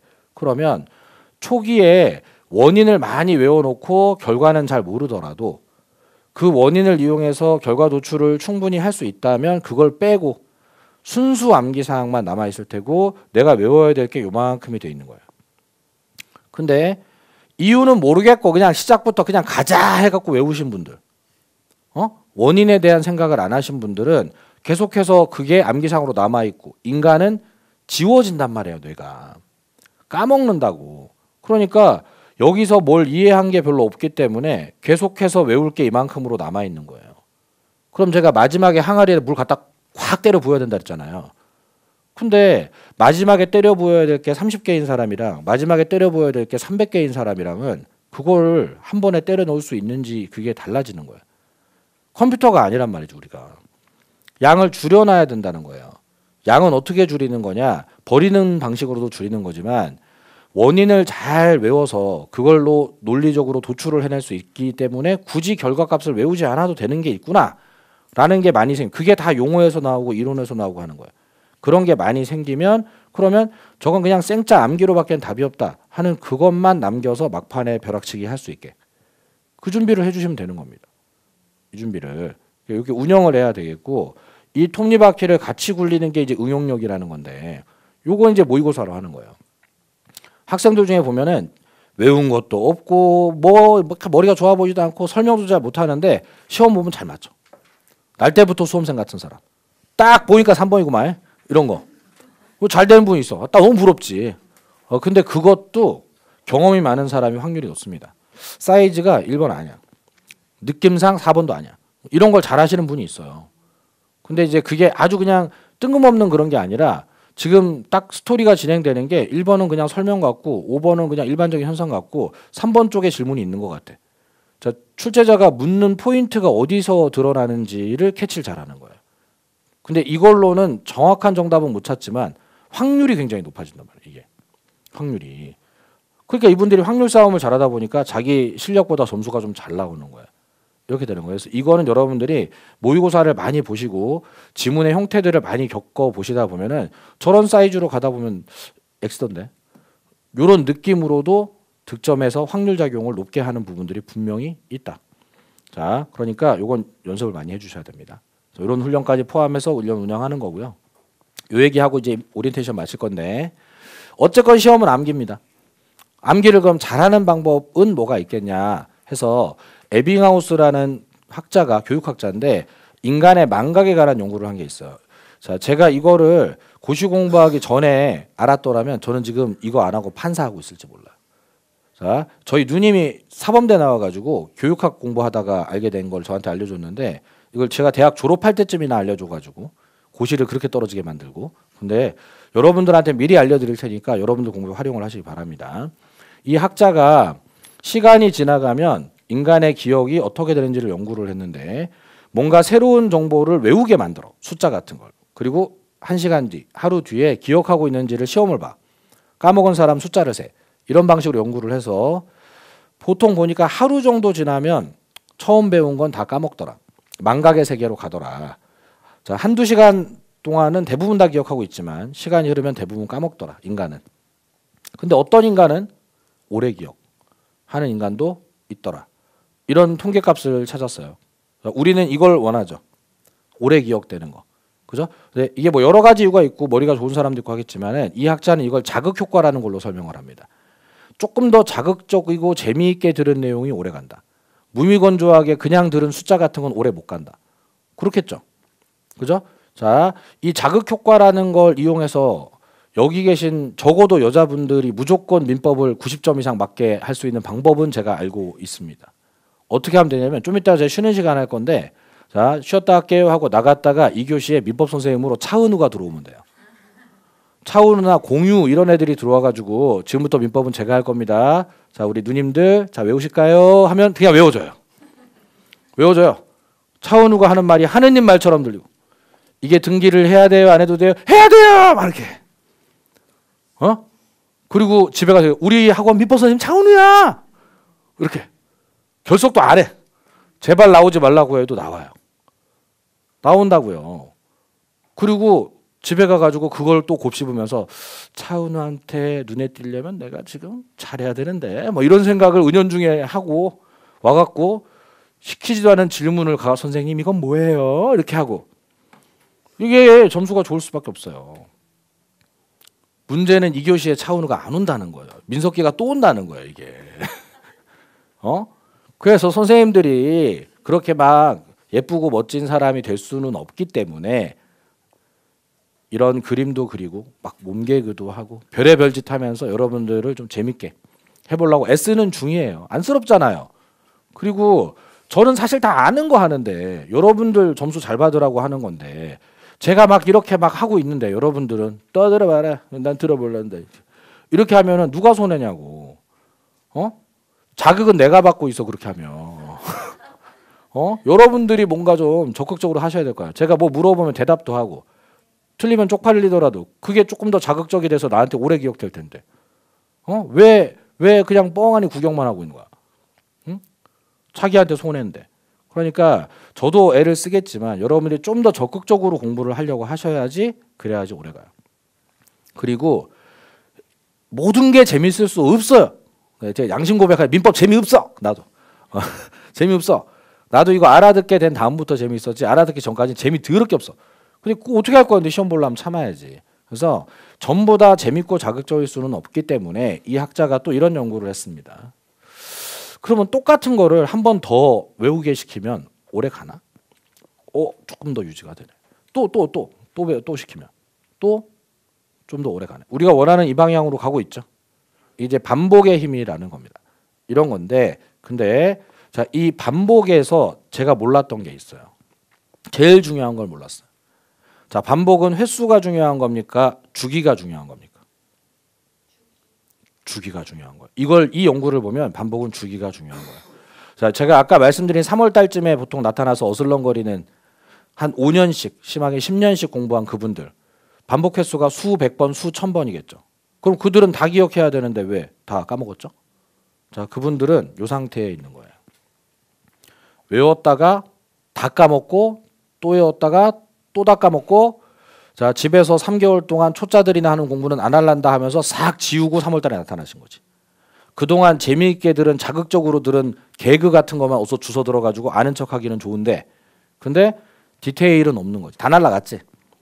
다 날라갔지. 자, 이거 100번 반복해도 기억이 늘지 않는다는 거야. 그러면 기억이 완전히 소실되기 전에 반복해야지. 늘릴 수 있어. 수명을 늘릴 수 있다고. 또 완전히 사라지기 전에 조금 더 늘려야지. 조금 더 늘려야지. 언제까지? 시험 보는 날까지 버틸 수 있게 늘려야지. 그죠? 그러니까 반복은 끝나지 않고 계속돼야 되는 건데 근데 처음에 많이 살려놓으면 나중에 좀 듬성듬성 반복을 해도 유지가 되는 거예요. 이게. 이렇게 되는 거예요. 그래서 제대로 시험 공부를 하시는 분들은 그날 배운 게 언제 어디로 날아갈지 모르잖아요.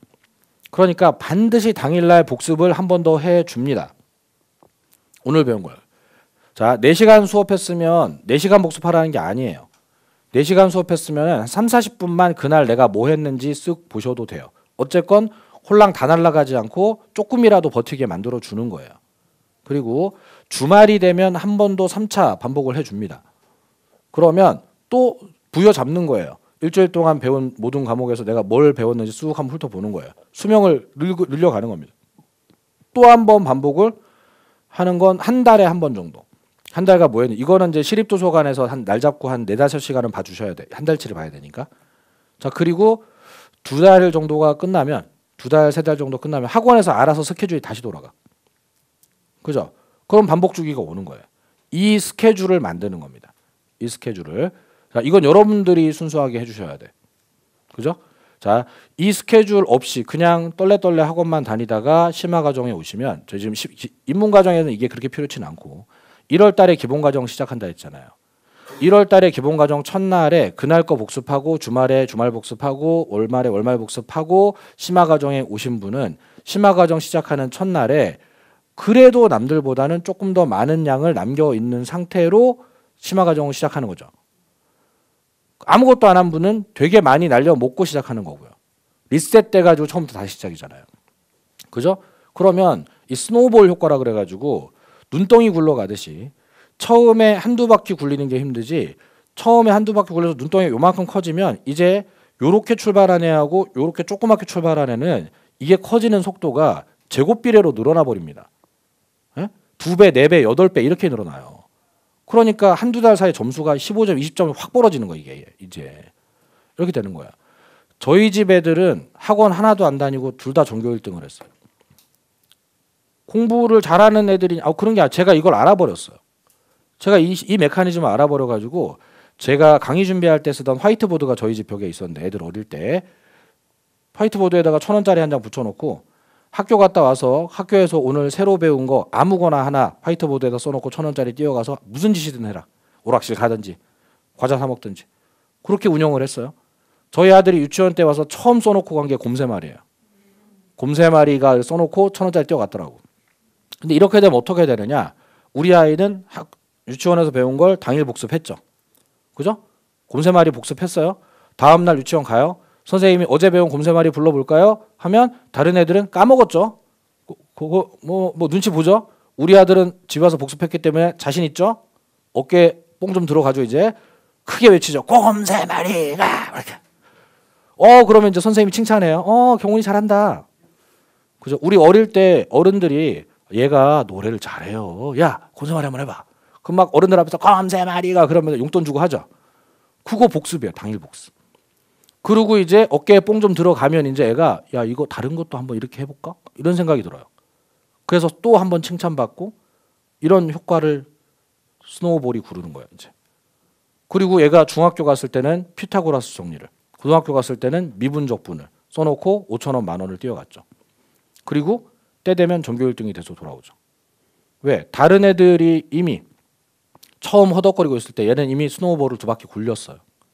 여러분들 과거를 돌아보시면 여러분들 학교에 고등학교 때쯤 전교 1등 하던 애가 죽을 힘을 다해서 공부하던가요? 놀면서 전교 1등 하던가요? 걔 놀면서 전교 1등 하죠. 보통 어느 학교에 죽을 힘을 다해 공부하는 애는 전교 3등쯤입니다. 맞죠? 전교 1등은 놀면서 전교 1등에 천재인가? 그 천재인가 봐. 아니죠. 걔는 선순환이 먼저 놀았죠. 자, 보세요. 전교 1등 하는 애는 이미 그걸 공부를 좀 해보고 자기가 스노우볼을 굴린 거예요. 반복순환이 빨리 돌아간 거예요. 그리고 1등을 해버립니다.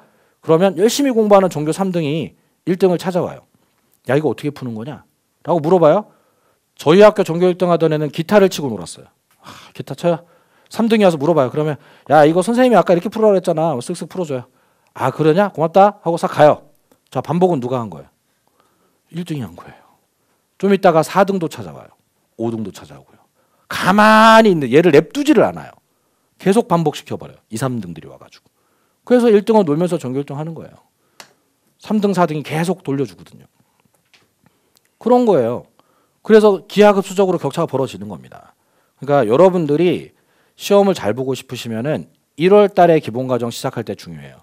그날 복습, 주말 복습하면서 내 학습 주기의 인터벌이 두세 달에 한 번만 돌려도 괜찮은 수준으로 좀 늘려놓으시면 그럼 이제 학원만 다녀도 되는 사람이 된 거예요. 놀면서 합격할 수 있는 사람이 된 거라고 이제. 근데 그 과정 없이 그냥 뭐 때 되면 되겠지. 잘 안 되면 술 한잔 하고 막 이러면 이제 망해가는 겁니다. 아시겠죠? 무슨 말인지 아시겠죠? 이건 제가 해드릴 수 있는 게 아니에요.